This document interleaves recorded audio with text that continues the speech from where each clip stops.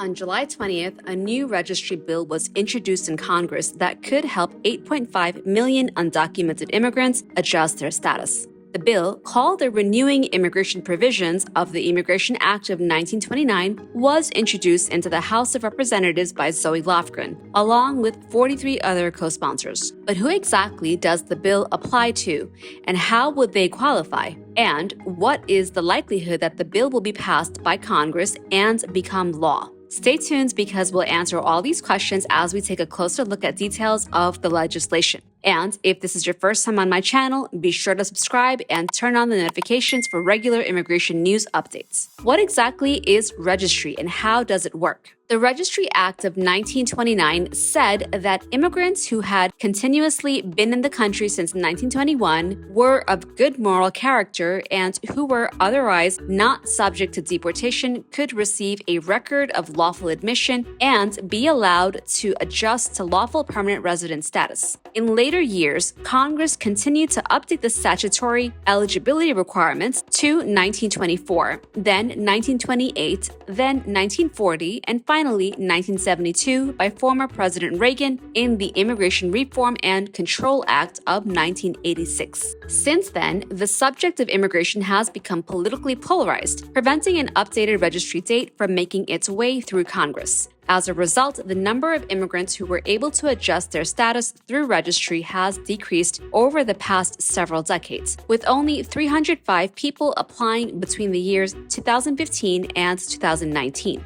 If you regularly watch my channel, then you probably remember me talking about registry when Congress was trying to pass the Build Back Better bill through budget reconciliation last year. After the Senate parliamentarian rejected the original immigration provisions in the bill, Democrats introduced Plan B, which proposed updating the registry date to 2010. Unfortunately, that proposal was ultimately rejected by the parliamentarian as well, leaving the registry date frozen at 1972. So what does this new registry bill say, and which immigrants will be able to adjust their status as a result? The new bill proposed last week creates a rolling registry, which means instead of updating the registry date every few decades, it will allow anyone who has been present in the United States for 7 years to adjust their status. According to USCIS, some of the other qualifications include continuously residing in the United States since entry, being physically inside the U.S. when applying, being of good moral character,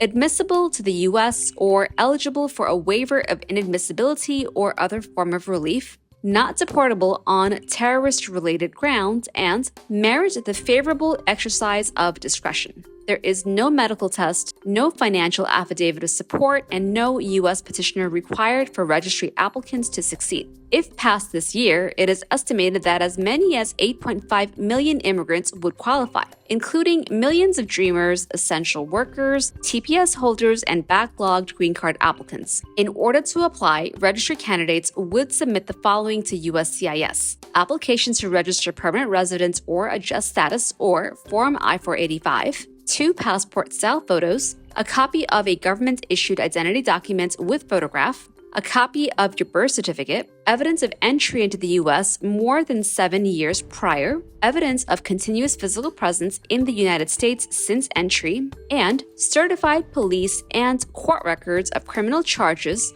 arrests, or convictions if you have any. So what is the likelihood of the Renewing Immigration Provisions of the Immigration Act of 1929 passing Congress? If the bill in the House of Representatives passes, it will face a 60-vote threshold in the Senate due to the filibuster. The chances of that happening are slim, but not impossible. Similar to the Farm Workforce Modernization Act, which has the most bipartisan support of any immigration reform bill currently in Congress, changes to the registry date have historically had bipartisan support. And as we've discussed in some of my recent videos, Republican lawmakers have been showing increasing acceptance of immigration measures as a shrinking workforce threatens the economy. Undocumented workers covered by the bill already contribute approximately $126 billion to the U.S. economy each year, and it is estimated they would contribute an additional $83 billion if they became U.S. citizens. What do you think? Will this bill pass the House? Will it make it through the Senate? Leave me a comment and let me know. And And if you want to hear more about how the upcoming midterms could potentially affect immigration reform this year, I'll include a link to that video here. I'll also continue to bring you additional immigration news, so if you haven't yet done so, be sure to subscribe and turn on the notifications. Click here to watch this video, and I'll see you there.